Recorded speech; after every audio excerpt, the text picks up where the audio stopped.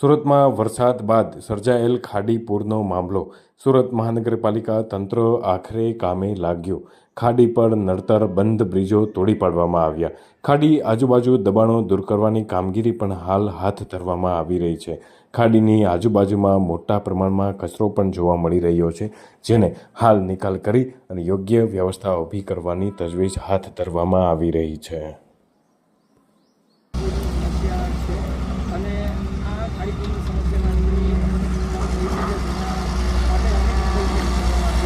રહી છે ખાડી અને જે વહેણ અચાનક ઘટી જાય છે તેનું કુદરતી વહેણ હોય છે ખાડીનો અને તેમાં આ પ્રકારે